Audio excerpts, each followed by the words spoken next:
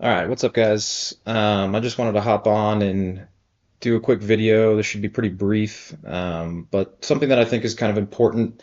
Kind of the goal of this video is to talk about kind of the mentality shifts and approaches that I've used to kind of achieve my goals and to be successful through medical school, and kind of how things have developed for me in my mentality as I've gone through various stages of education and professional life and stuff like that. So, obviously, on this channel, it's all kind of geared towards medical school, as that's a long-term goal, becoming a doctor, and each phase of that, obviously, you have some development. But I think that these kind of frameworks can be useful for anybody who has a long-term goal, or even a short-term goal that they want to accomplish. I think having a framework of how to approach a goal is the essence of how you're going to achieve it. And so, I wanted to start by kind of talking a little bit about my story so you can see where I'm coming from, and then weave in some of the lessons that I've learned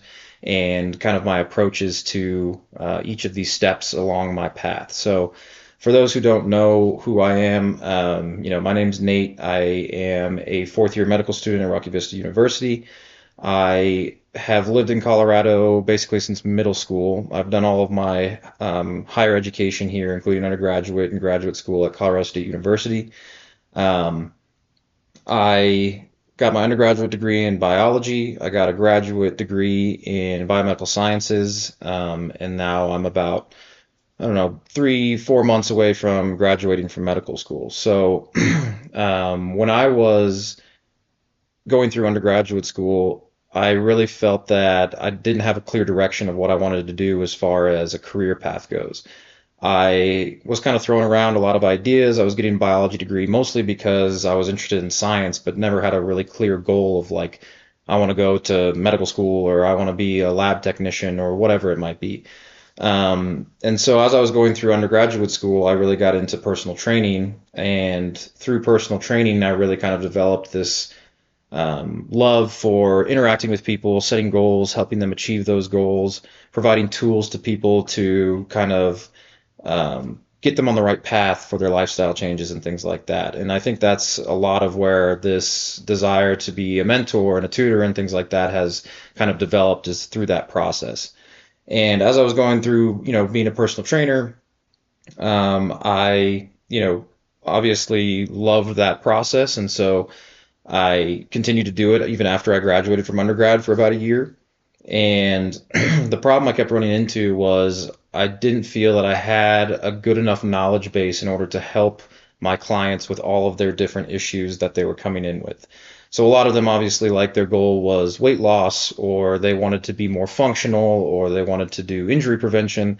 And I was, more than well equipped to help with those issues. But some of them, they have diabetes or hypertension or some of these other kind of more complex issues. And at the time, I didn't have the knowledge to help them with that. So I'd have to refer them to a doctor or a nutritionist or a physical therapist or whatever it might be, right? And that ultimately is what kind of planted the seed for me to eventually go on and pursue medicine. Um, and as I was getting out of undergraduate school, um, because I didn't really have a clear goal in mind, I ultimately didn't have the best grades. I think I graduated undergrad with like a 3.1 GPA.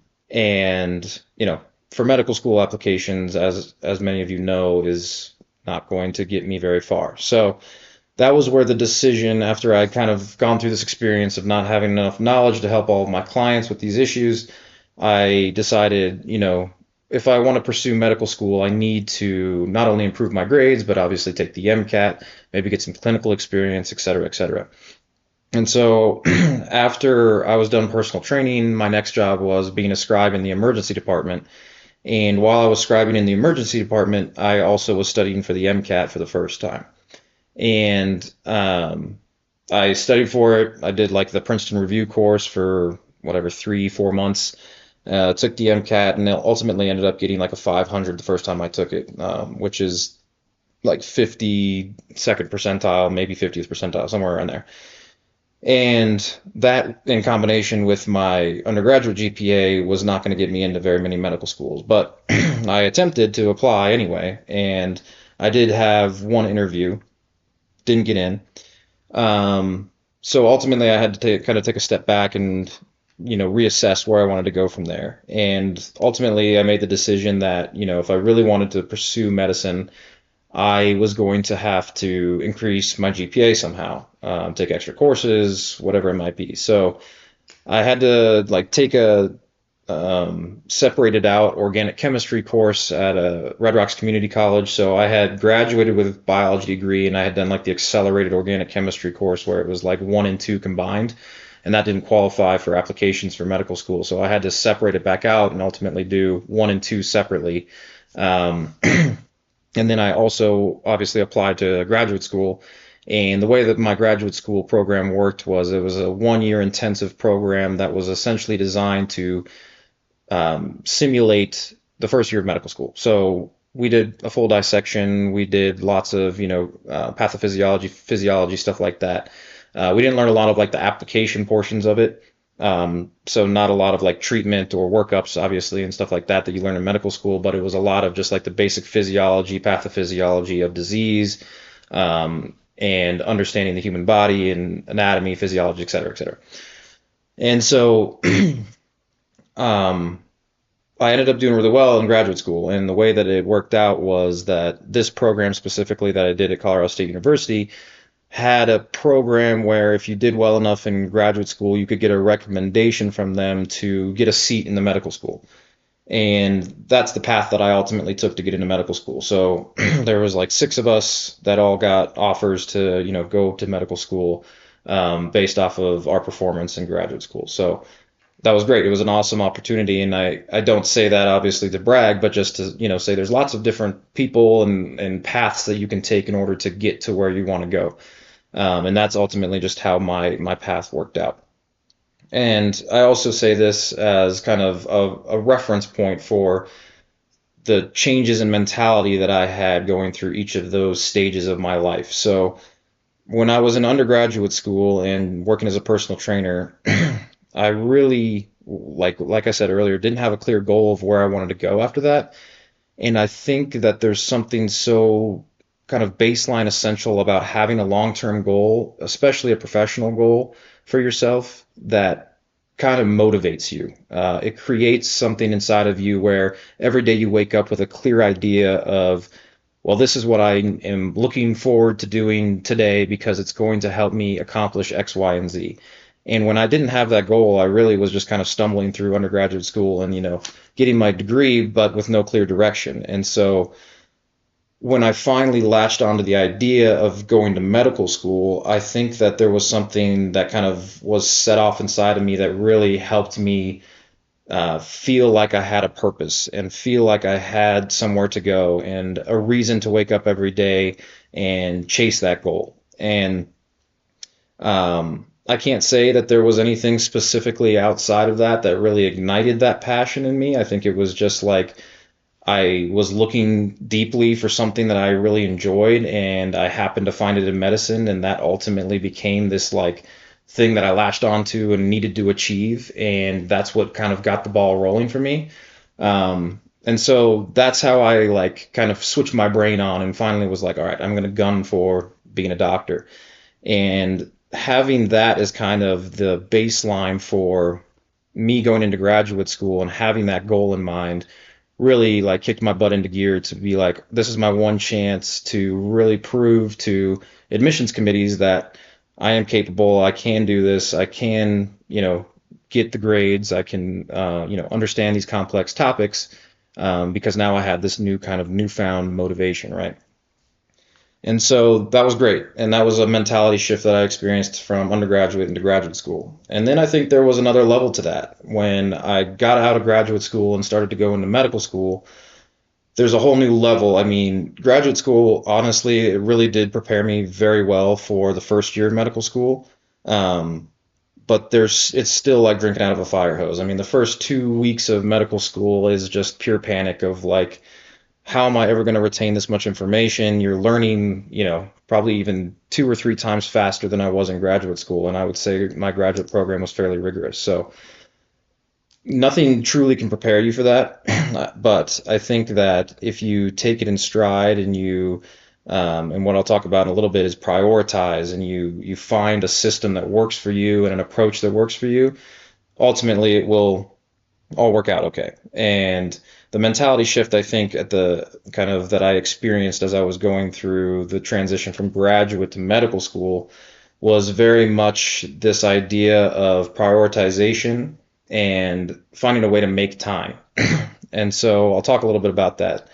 The three kind of mentality shifts overall that I think are most important for goal achieving and that I've experienced personally being useful is one, the idea of discipline versus motivation. So motivation, and I've used that word a lot because yes, motivation is great and it kind of, like I said, kicks your butt into gear, but it is transient. There are days you wake up, you're not motivated. You wake up and you feel like, oh man, I have so much to do today and I don't even know where to start. And there's other days where you wake up and you're like, oh man, I can't wait to do, the 47 things I have to check off my list today. But that's transient. That comes and goes, right? And you can't rely on motivation to ultimately achieve a goal because it is transient and you never know when it's going to come back. You never know how much of it you're going to have. So the idea is that discipline is kind of your tool to use in order to ultimately achieve a goal. So discipline is a lifestyle. Discipline, in my mind, is those days when you wake up and you don't have any motivation and you have 2% to give, and instead of choosing to give 0% because you're so lowly motivated, you choose to give that 2% that you have. That's discipline. So you wake up, you're feeling like, oh man, I don't really want to do anything today. I don't want to study, et cetera, et cetera. You choose to go and study anyway. It may not be as long of a study session. It might not be as fruitful of a study session, but you're exposing yourself to the material and you ultimately walk away knowing more than you did before. Those small efforts that you put in along that course of time ultimately add up to being something great. And you can call that hard work, you can call that discipline. People have different words for the same thing. Ultimately, that's not letting anything stand in your way of achieving a goal. And I think that's wildly important, regardless of what your goal is. If it's not medical school, if it's not acing a test, if it's not et cetera, and you want to just go and lift 405 on bench press or whatever, you need to show up and put in a little bit of effort each day, even when you don't want to. That's discipline in my mind, and it has helped me extraordinarily throughout this process. Number two, as far as mentality shifts that I've experienced and that have been useful for me, I think, is the idea of making time, not expecting time. So making time is the idea that essentially, when you're going through medical school and even as a pre-med, you think, I'm never going to have time in medical school to do anything. I'm not going to have a life. It's just going to be study, study, study, and then, you graduate. And it doesn't have to be that way. It can be that way if you let it be, but kind of going off the idea of discipline, if you show up every day, put a little bit of effort in, then ultimately you're going to be so much more well prepared for an exam or for a rotation, whatever it might be, to tackle that than if you hadn't shown up at all. And so I'll give you an example of what making time looks like. For example, like during my boards studying for step one, I really wanted to go to EDC Las Vegas, which is like a crazy like party out in Vegas for like 3 or 4 days. And we had never gone before, and so I was really looking forward to it, new experience, hanging out with friends, stuff like that. And I knew that it was going to take obviously about a week of my time away from my board studying, of which I had allotted 5 or 6 weeks. And so what I had done is I said, okay, well, the 2 weeks leading up to this event, I'm going to put in whatever, an extra 2, an extra 3 hours a day in order to kind of front load a lot of my studying. And I did that, and I stuck to that plan, and I made sure that I, had a further understanding of the topics I wanted every day I left the library or wherever I was studying that day than I came in with. And I did that, went to Vegas, felt like no stress at all about the situation because I knew I had front loaded a lot of my studying. I'd be okay when we got back. Came back, was a little bit of a struggle at first, and then like things started clicking again, and I passed step one and it was fine. And I had the opportunity to go and do like a really cool event that I had been wanting to do for a really long time. And so that's kind of the idea of making time. Like medical school, there's no shortage of things to learn. You're going to constantly just be learning and studying and trying to adapt your style in order to do well on exams and to impress preceptors and stuff like that. And you can let that kind of drown you in the sense that like you're always feeling behind or you're procrastinating or whatever it might be. But if you use discipline to show up every day and put some effort in, and then ultimately you make the time and you choose your moments where you want to go and do something fun and have that balance, then you can't go wrong. And ultimately, it can be kind of fun to be kind of, obviously we want to go into medical school because we want to learn and we want to help people. That's fun in and of itself. The studying portion might suck a little bit. But if you can find that balance between, okay, I'm learning a lot and I know how I'm going to help my patients in the future, and also like I can go do these cool events and still have a life outside of of medicine, then that's a really cool balance to strike. And it does take time, but it's a good mental shift to be aware of that can be useful for you. And then I think the third one, which I kind of briefly mentioned before, is prioritization. So prioritization is going to be different for everybody, I think. The way that I structure my prioritization is essentially if I have something that I know I need to do and I have the energy to do it in that moment, I'll just do it. Like if I have a 5-minute presentation I have to put together, I'm going to do it if I have the energy to do it in that moment.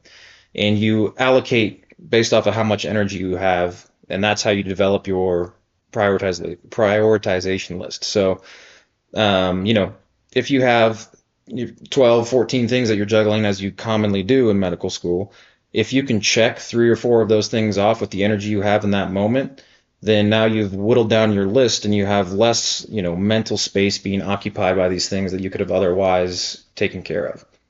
And I think that's important. And then another part of prioritization is kind of this idea of like what things need to be done, what things do I want to do, et cetera, and like kind of making boxes of where these things fall. And you want to obviously tackle the things, like I said, that you have the energy to do and that need to be done.